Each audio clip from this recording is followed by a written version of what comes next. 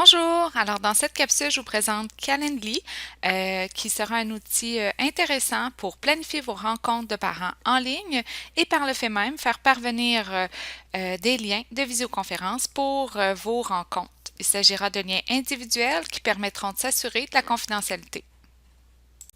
Rendez-vous d'abord sur Google et tapez pour trouver Calendly. Alors, une fois sur Calendly, si c'est votre première fois, je vous invite à Sign Up. Et une fois dans cette page, il est possible alors de changer la langue pour français.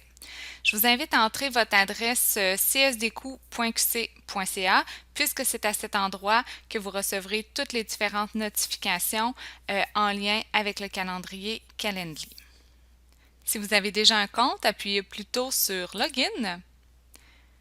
Changez la langue pour français et saisissez votre mot de passe. Alors, on débute d'abord en créant un nouveau type d'événement.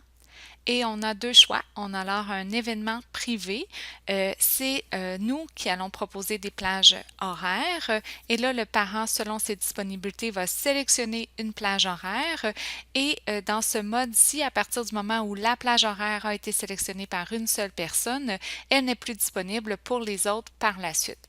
Tandis que à partir de l'option groupe, plusieurs invités peuvent sélectionner une même plage horaire. Alors, dans ce cas-ci, on va sélectionner le mode privé. Alors, on va indiquer qu'il s'agit de nos rencontres de parents, peut-être novembre 2021. Et là, c'est ici que ça devient fort intéressant puisqu'il est possible d'ajouter un lieu. Normalement, on pouvait indiquer là, que le lieu était l'école, mais si dans le cas où vous avez à faire vos rencontres de parents en visioconférence, il est possible de sélectionner un lieu, c'est-à-dire que ce soit un lieu de visioconférence si vous utilisez les outils Google avec Google Meet, si vous utilisez Teams avec Microsoft Teams. Alors, il y a différentes options ici qui sont proposées. Dans cet exemple-ci, je vais sélectionner Google Meet et alors on vous demandera de faire le lien avec votre compte Google. Alors, il sera possible de connecter votre compte csdq.net pour lier un lien de visioconférence à l'événement. Ici, on peut apporter une description, des instructions, quelles sont les étapes. Donc, le parent doit sélectionner une plage horaire. On peut aller préciser ici les étapes que le parent devra suivre pour compléter le sondage ou le formulaire. Alors ici, ensuite, on a le lien de l'événement qui est fourni et on a la couleur de l'événement qu'il est possible de personnaliser. On appuie ensuite sur Suivant. La prochaine étape est alors de proposer différentes plages horaires. On débute avec la durée de l'événement. La durée, on a 15 minutes, 30 minutes, 40, 60 et on peut personnaliser également si on souhaitait avoir des plages horaires, exemple de 10 minutes. Pour ce qui est de la durée de l'événement, je fais une petite parenthèse. Si vous voulez des durées d'événements qui sont différentes, parce que peut-être il y en a qui vont dire, ben moi, quand je fais mes suivis avec mes élèves qui ont des suivis particuliers, je prends des rencontres de 30 minutes ou de 20 minutes. Sinon, les autres, ben, je vais avoir des rencontres de 15 minutes. Alors, il pourrait être possible de proposer différentes alternatives. Donc, une première, ça pourrait être de dire eh bien, on va prendre des rencontres de 15 minutes, mais dans mes paramètres avancés tout à l'heure, je vais y aller avec des incréments de disponibilité qui vont être plus grands. Donc, ça pourrait être des propositions à tous les 30 minutes. Je vais avoir des rencontres de 15 minutes. Mais là, la contrainte ici pourrait être de dire, eh bien, ça fait beaucoup moins de rendez-vous proposés. Sinon, on pourrait tout simplement créer un événement où on envoie d'abord les liens pour que les parents puissent choisir des événements de 30 minutes, puis créer un autre formulaire, donc rendre disponible pour une certaine période et ensuite on enlève ce lien-là et on fournit un autre parce que dans le type d'événement, dans la gratuité de Calendly, on peut envoyer qu'un seul sondage à la fois, donc qu'un seul événement. Alors, ça pourrait être également une alternative. Donc, il peut y avoir différentes possibilités comme ça, ou peut-être tout simplement à certains moments, là, vous allez écrire à des parents plus personnellement si la durée peut varier. Alors, moi, dans le cas de cet exemple-ci, je vais y aller vraiment avec des rencontres où on va dire que chaque rencontre est d'une durée de 15 minutes et ensuite, on va aller chercher des plages de dates. Alors, nous, c'est vraiment à des périodes spécifiques. Alors, on va aller sélectionner une plage de date dans notre horaire. Alors, on pourrait dire, par exemple, pendant la semaine du 16 au 20, par exemple. Alors, je sélectionne la première date et je vais sélectionner la dernière pour vraiment la plage de date et j'applique le tout. Ensuite, je m'assure que mon fuseau horaire est bel et bien celui de l'heure de l'Est pour m'assurer que le tout sera ajouté à mon calendrier de façon conforme avec la bonne heure. Alors, si je viens ici dans les heures, j'ai dit vraiment que j'avais des disponibilités du lundi au jeudi, mais ça ne veut pas dire que c'est des disponibilités qui sont toute la journée. Alors, je pourrais dire, par exemple, le lundi, je sais que j'ai une période ou un bloc libre de période de spécialité par exemple de 10 heures à 11 heures et je peux ajouter plus d'un intervalle dans une même journée. Alors ici, je vais dire je l'applique uniquement pour le 16, alors mes disponibilités lors de cette journée sont de 10 heures à 11 heures. Ensuite, je pourrais dire ici le mardi, j'ai par exemple le de 15 heures à 17 heures. Ensuite, je pourrais décider ici que je n'ai pas de plage horaire du tout. Ensuite, le jeudi, je pourrais dire j'ai de 9 heures à midi et je pourrais ajouter un intervalle dans ma journée et de dire de 13 heures à 16 heures et ainsi de suite pour ma semaine. Alors ici, je pourrais dire, bon ben, le vendredi, j'ai de 9 heures à midi uniquement. Alors ça, c'est les différentes plages dans lesquelles on va avoir vraiment des blocs de 15 minutes qui vont être proposés. Ici, je vais dans les paramètres avancés. On va dire quelles sont les périodes. Alors, quels sont les incréments de disponibilité. Alors, si je choisis ici 30 minutes, attention, les différentes propositions seront aux 30 minutes, mais les rendez-vous sont de 15 minutes.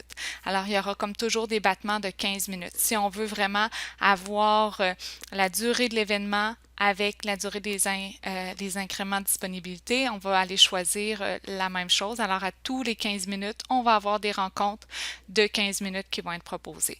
Alors, on pourrait dire ici, ben moi, dans une journée pédagogique, j'ai proposé plusieurs plages horaires, mais je voudrais pas, par exemple, qu'il y ait plus que 8 rencontres lors de cette journée-là. Alors, je peux apporter des précisions.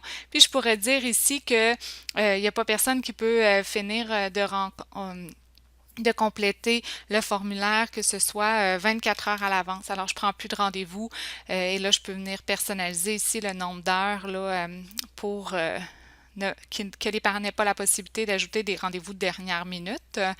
Et ensuite, on peut même ici venir dire, bon, ben, soit que vous le prenez dans votre temps proposé ou que vous ajoutiez des tampons avant ou après l'événement, dire alors je veux un tampon de 5 minutes avant un événement ou après. Alors ça, vous n'êtes pas obligé d'en ajouter, mais c'est des possibilités. Ensuite, j'appuie sur suivant.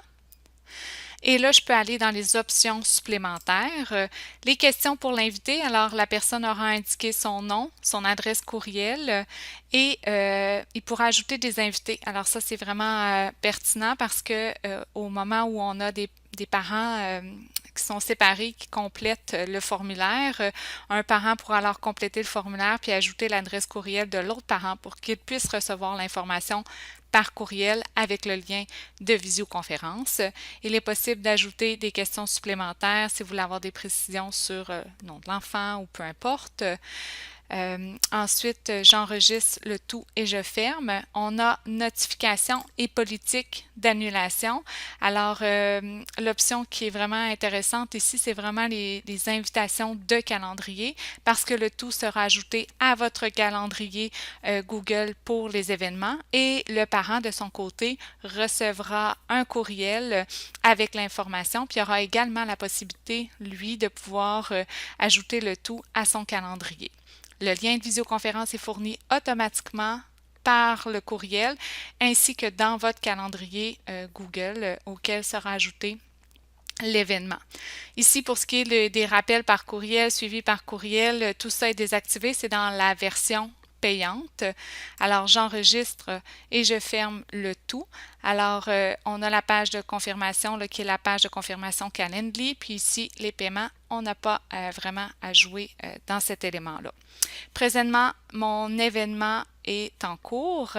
Est à on. On peut appuyer également sur off parce que je vous le rappelle, on peut avoir qu'un seul événement à la fois avec Calendly. Alors, c'est ici qu'on peut venir ouvrir ou fermer. Il est à noter que tant son temps que je n'ai pas supprimé mon événement, mes événements restent, même si mon sondage il est fermé, il reste dans mes événements, puis il reste également dans mon calendrier. Alors, c'est ici que je pourrais copier le lien, faire parvenir le tout si je fonctionne avec le portail Mosaïque pour envoyer des courriels, je pourrais envoyer le tout. Je pourrais également faire une belle feuille avec des instructions. On vous propose d'ailleurs une lettre. Alors, vous allez pouvoir copier le lien, vous pourriez faire parvenir par tout autre mode de communication. Une fois que vous avez fait parvenir le formulaire, que les parents l'ont complété, je peux me diriger sur mon onglet ici événements et là, je verrai à ce moment-là tous les événements qui sont à venir avec les rendez-vous qui ont été pris par les parents. Puis, on a également le lien pour rejoindre la visioconférence Meet. Ce qui est fort intéressant, c'est qu'on peut retrouver le tout également dans notre agenda Google. Alors, on peut passer ici par l'agenda. Et si je me dirige, par exemple, dans la semaine du 16 novembre, je peux voir qu'à 10h15, un rendez-vous a été pris. Et là, je peux ensuite appuyer pour participer avec Google Meet. Et moi, de mon côté, je retrouverai tous les événements qui ont été ajoutés à mon agenda. Alors, au moment de ma rencontre, je n'ai qu'à cliquer et de participer avec Google Meet. C'est le même principe que le parent recevra, puisque par courriel, il a reçu une information avec le lien de visioconférence qui est disponible.